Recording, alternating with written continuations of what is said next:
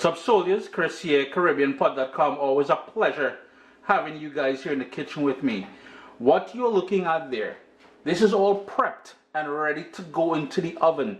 Today, I'll be showing you guys my magical scalloped Dasheen or Taro. I've got my frying pan here on a medium flame, and to that, 2 tablespoons of butter, and that is salted butter. Just gonna scrape that down in there,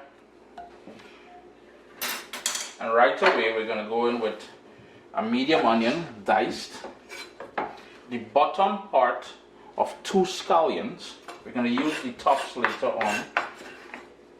Toss that in there, and I've got about 4 slices of Scotch bonnet pepper. That is the bottom part of the pepper, so there isn't much heat on the bottom part compared to the top part. Plus, I didn't use any of the seeds or the white membrane surrounding the Scotch bonnet pepper. It is something you can leave out if you wanted to, but I just find that just a little kick in this scalloped taro gives it an awesome flavor, man. The other last thing to go in there, well, not last thing, but the other thing I want in there is some fresh ground black pepper. And for a little herbal note, I like fresh thyme. I don't like dry thyme whatsoever. You would have heard me talk about that. I just want the baby stems and all those leaves, those little niceness going on there.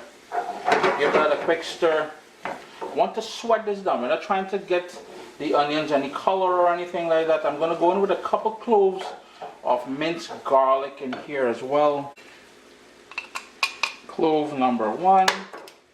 Just going to hit in 2 cloves of that garlic, because this is where most of that flavor, well, all of the flavor is going to come from in this dish. So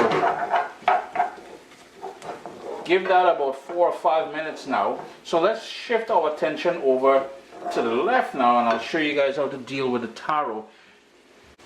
And these are the taro, very much like Dasheen we would have in the Caribbean, but this one tends to be a bit bigger. This is a small one, believe it or not.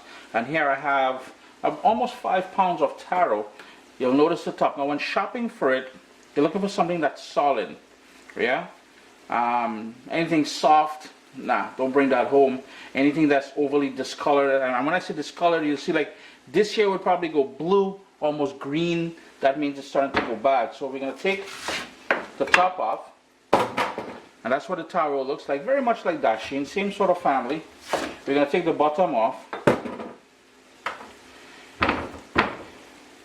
so you have a nice solid surface, and using a sharp knife, as I'm doing here, I went down the center, and then I'm going to go down the center of this one, like so.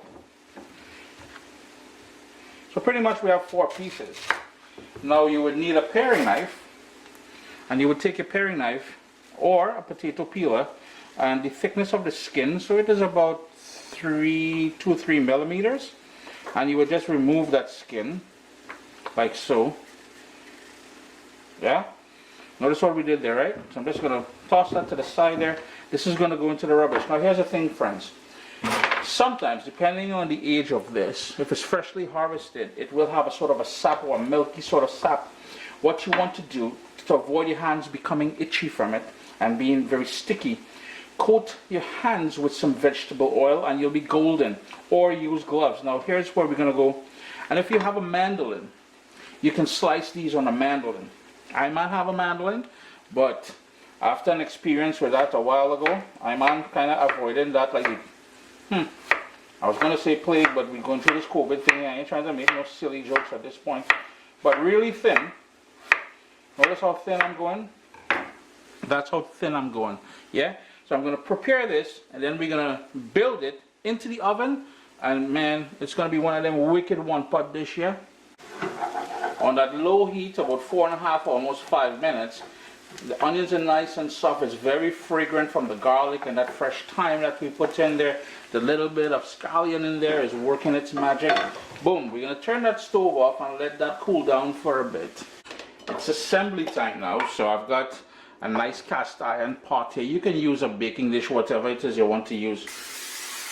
some baking spray on the bottom there. Now after you've sliced them thin, you really want to wash them and drain them as well too.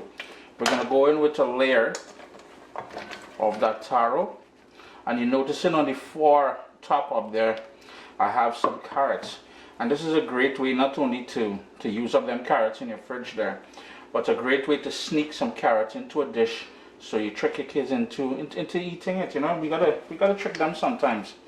So I'm just going in with that taro. I'm going to hit it with some salt, some black pepper, some of that carrots, and the carrot is optional. You know, we eat with our eyes first, so the little brightness from that carrot there. Of course, you know, Iman is a big fan of making things look pretty, yeah? All that nice flavor from the onion and the garlic and everything else, that thyme. And this, as this bubbles, and there's my oven coming up to temperature. I've set it at 375 degrees. So we're going to build another layer now. Pretty much the exact thing that we just did there. Layer of the taro followed by the, just going to work all that. That's going to melt down and go into all those little hidden areas there. Hit that with a bit more salt.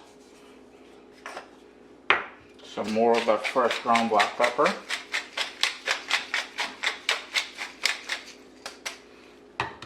And to pull it all together, I've got heavy cream. The fullest of ingredients will be listed down in the description of the video, so don't worry too much. I'm always sorting you guys out like that. We try not to go too high up with the cream. This will all cook down and that cream will bubble up. Now, and the reason why I'm saying that is in your baking tray, if you go too high with that cream, it will want to boil over and create a mess in your oven. Uncle Chris is not coming to clean that mess. And I know what you're all thinking, Chris, Uncle Chris, where is the cheese? Now, I am not a huge fan of cheese in my scalloped potatoes. I like it nice and plain. However, I did grate up a little marble cheese I have there. Just cheap cheese. Just for the top, just to give it that cheesy effect on the top there later on. And the trick too, and you've seen it how nice and crumbly this cheese is here, even though I grated it. Put your cheese in the freezer before you grate it, and it'll be so much easier to grate. And the final thing, remember the scallions I told you guys, we left back the greens to add that little color at the top. We spoke about eating with your eyes first. Uncle Chris is going to toss on that scallion on there into the oven. Now if you want it, if you're doing it like me here, or if you do it in a baking tray, if you wanted to put a cookie sheet on the bottom, so in case if it boils over, it falls onto that cookie sheet, which will be, hold on, time for the close-up, don't disappoint them, Uncle Chris, show them the close-up. So in case if it overflows, it's easier to clean that cookie sheet. Middle rack uncovered, I'm not even covering this. And this is going to boil and come together, and all that onions and all the niceness there. Boy, I'm telling you. An hour and 10 minutes later, and this is what we're left with. Nice and tender, nice and creamy. And all I like finishing it off with is a little herbage. Just a little parsley. Chris here, caribbeanpot.com. You can eat this on its own, as I said. That's a lovely vegan, vegetarian. Well, not vegan because we use milk in there, but we use cheese. So let me hold back on that. We ain't trying to get all the hate coming my way. But a lovely dish, man. Instead of potatoes, we use something naturally found in the Caribbean, which is Dasheen or Taro. And yo, it's the best dish, man. Serve it with your favorite little meat dish or whatever it is. Yes, I ain't trying to get into problems. But anyhow, until tomorrow, Irie.